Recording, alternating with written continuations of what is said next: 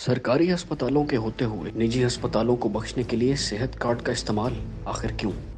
اگر غرض غریب کو مفت علاج کی تھی تو وہ سرکاری ہسپتالوں کو بہت کم رقم میں اچھا کر کے بھی کی جا سکتی تھی۔ اصل وجہ منظر عام پر دجالی ٹولے نے کرپشن کے لیے ایسا انوکھا طریقہ نکالا کہ شیطان بھی حیران۔ ایک طریقے سے ان کی جیبیں بھی بھری اور ووٹ بینک بھی۔ جب بھی غریب بندہ علاج کے لیے آیا اس کو اپینڈکس اور دل کے مرض سے ڈرایا گیا، پھر اس کو لاکھوں کا خرچہ بتایا گیا۔ جب وہ مجبور پیسوں کا سن کر بے ہوش ہوا تو اس کو صحت کارڈ کا لالی پاپ دیا گیا۔ اس مریض کو نہ سٹنٹ کی ضرورت تھی نہ اپینڈکس کے علاج کی۔ ان کے جھانسے میں وہ معصوم سمجھا کہ صحت کارڈ نہ ہوتا تو وہ مر جاتا۔ اب صحت کارڈ پہ آتے ہیں۔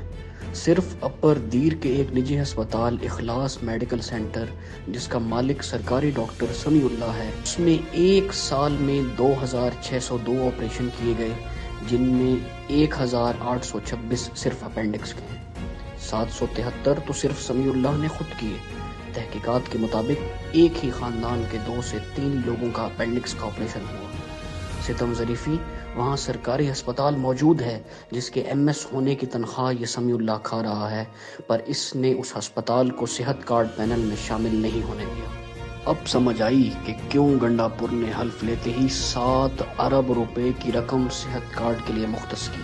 دوسرا، یہ جو امریکن ڈاکٹر کی تنظیم کو عمرانی محبت کا جوش چڑھا، اس کی اصل وجہ کیا ہے؟ ایسی شیطانی سوچ ان دجال کے انٹرنیز کو ہی آ سکتی ہے کہ پیسے بھی بٹور لیے اور غریب کو بے وقوف بھی بنا لیا۔